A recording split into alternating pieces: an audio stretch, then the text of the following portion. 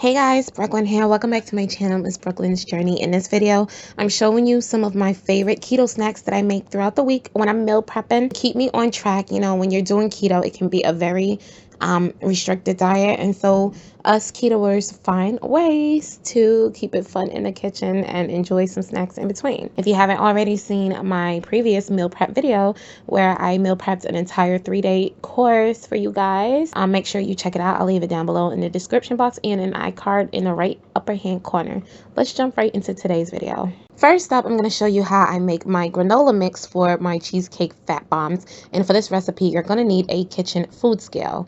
And so I'm starting off with 10 ounces of mixed nuts. I actually weigh it. I like more almonds than anything, so I put more ounces of almonds than anything. But in this mixture, I have pecans, macadamias, almonds, and what else do I have? Walnuts.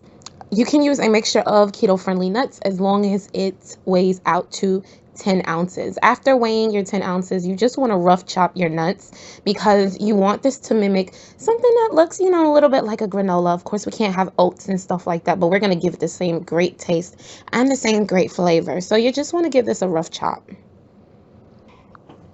And it should look something like this. I'm fairly satisfied with this. I'm going to just set this aside and move on to my cast iron skillet, which I have under medium high heat. And to this, I'm going to add 2 tablespoons of salted butter. It doesn't have to be room temperature or anything like that.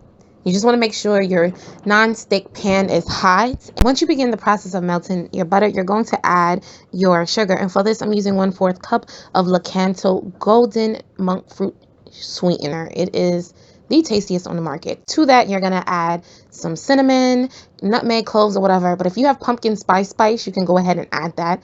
I personally like adding that because it gives it good nutty flavor. Like, it's really good. You basically want to get this melted and combined until you can no longer feel the sugar granular. To this, you're gonna, once you get it nice and combined and you can no longer feel the sugar granulars in the butter mixture, you're gonna go ahead and add your nuts.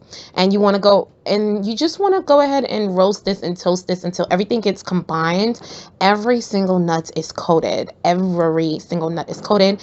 I'm going to add two tablespoons of water because I have my nut mixture drink it up real quickly, but you can add that to the butter mixture as well. Once my nuts begin smelling toasty and turning darker in color, more robust and brown, I'm going to turn off the heat and add my shredded unsweetened coconut. I'm going to give this a mix. I do have 2 recipes to this. I have a clusters recipe and then I have this granola recipe. It depends on what you're going for. This particular day, I was going for a granola recipe.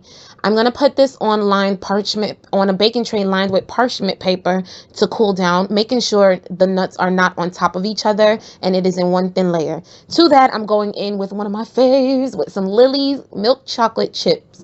And this is so good for anybody on the ketogenic lifestyle or if you don't want to consume sugar. This chocolate chip is so good. I highly recommend it.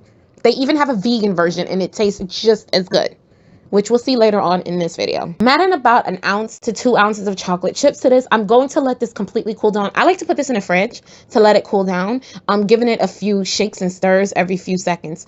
Later on in the video, I show you how I consume this because most of the times I just snack on it if I want a snack, but I like to make my fat bombs with this. So later on in the video, I will show you guys how I throw my fat bombs together, including this as the base to my cheesecake.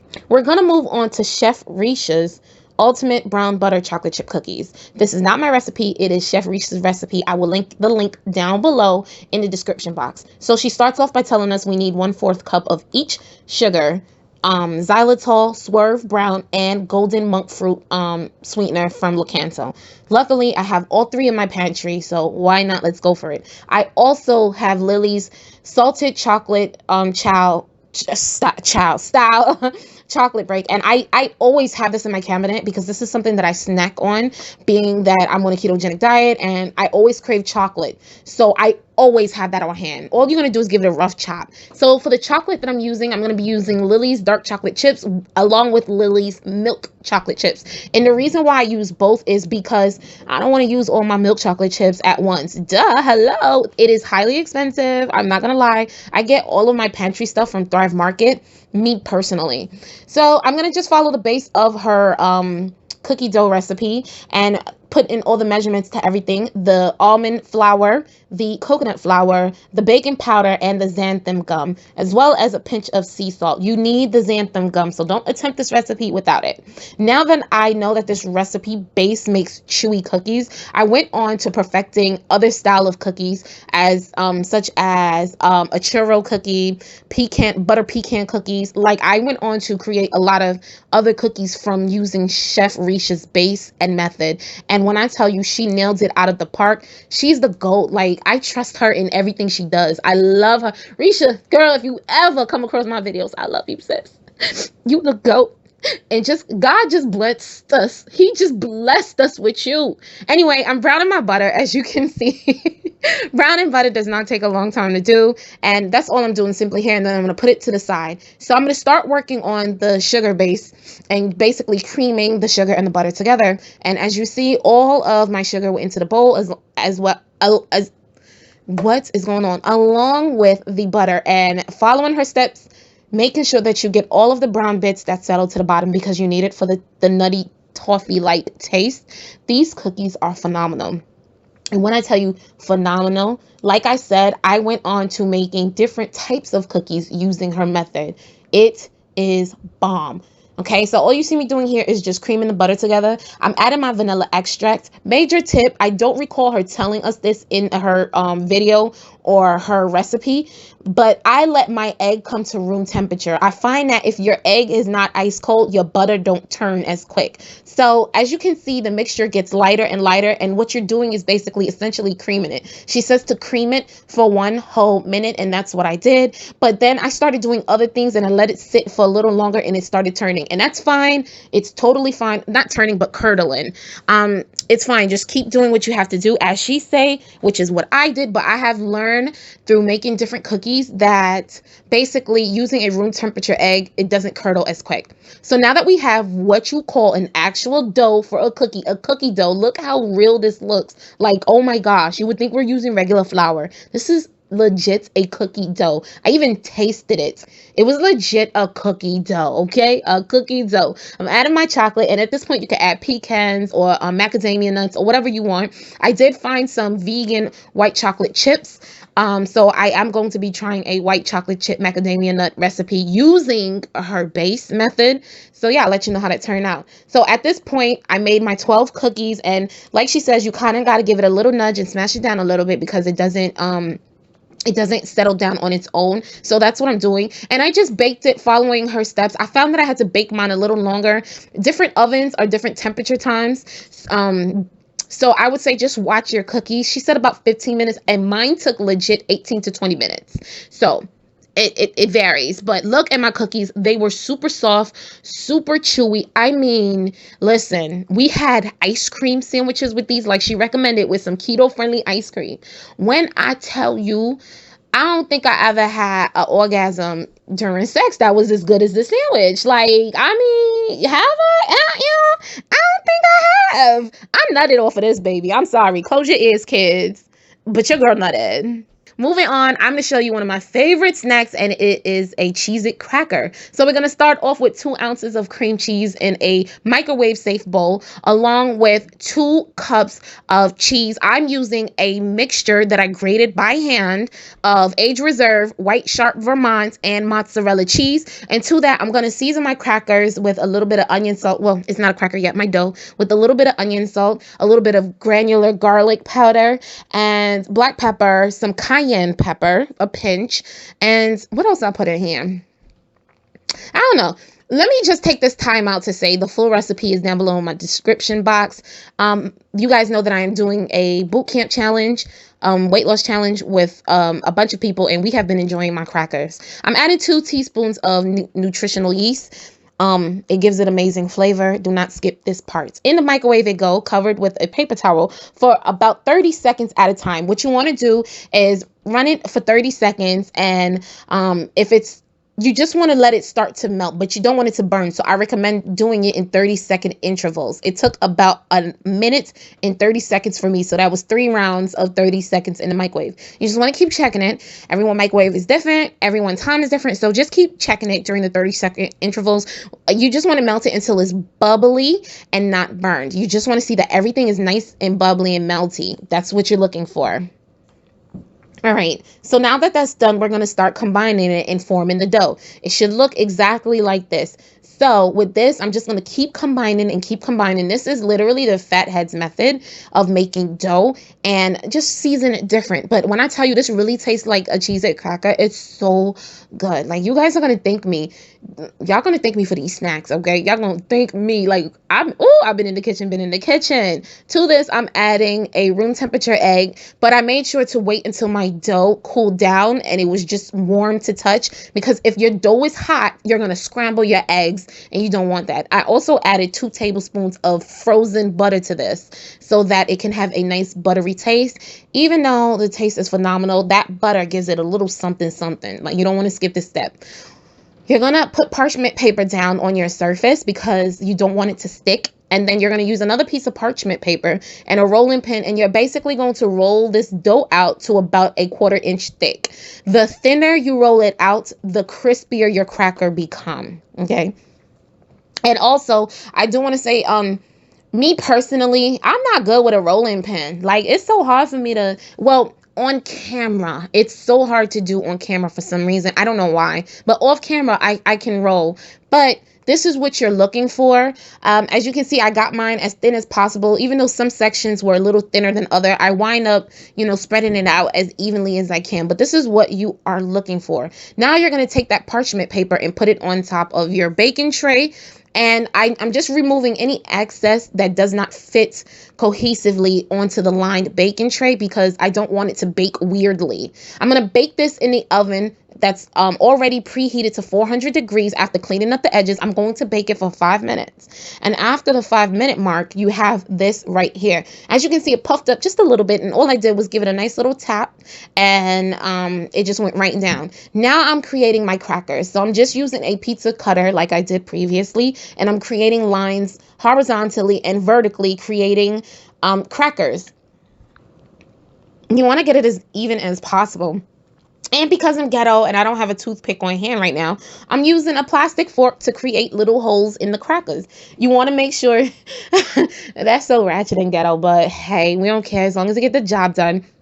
As you can see, I'm pulling apart the crackers that I used the pizza cutter with and creating holes, and I'm flipping them over because you want to make sure you have this whole side flipped over, because it's going to go back in the oven at 400 degrees for approximately 6 minutes. After the 6-minute mark, you're going to take out the tray and you're going to flip the crackers again and bake it for another 6 minutes. You're going to keep doing this until it is golden brown and begins to get crispy. I created all the holes. I flipped all the crackers. It's going back in the oven. At this point, it's done. This is what I have, and these crackers are so good. It took me a little while to perfect the recipe of how I like it, but I'm still working on it. I got a ranch one coming up. It's amazing. I really want you guys to try this. My boot campers have been enjoying it. It's so good. It took me a couple of tries and a couple of cracker recipes that I found online until I found my perfect variation. It tastes really, really good. Look at how the cracker look. It's buttery, it's thin, and it's actually crispy. Like, I promise you, the thinner you get it, the crispier it gets. You just gotta let it set at room temperature, uncovered. As it cools down, it gets crispier. And now I'm just gonna move on to show you how I do my cheesecake fat bomb. So I have here 6 ounces of cream cheese that is room temperature. Like, literally, you can cream it with a spoon. That's how soft this thing is. I let it sit out like literally overnight. Room temperature. Just want to cream it before you add anything to it. So give it a couple of whisks with a fork or a spoon. It doesn't matter, or a whisk. It doesn't matter. And then to that, I'm going to add 1/8 cup of Swerve confectionate sugar. Now, I added 1/8 cup plus 2 tablespoons. So that brought it to 1/4 cup. So really, essentially, you can go in with 1/4 cup. This is actually only for 2 servings. So every time you want this, you got to do it again. I'm adding my organic, no sugar added vanilla extract. Pay attention to the vanilla extract you buy, because vanilla extract can sometimes have sugar in it, especially if it's not organic. This brand particularly, it's organic and it is with Madagascar vanilla, so works out fine for me.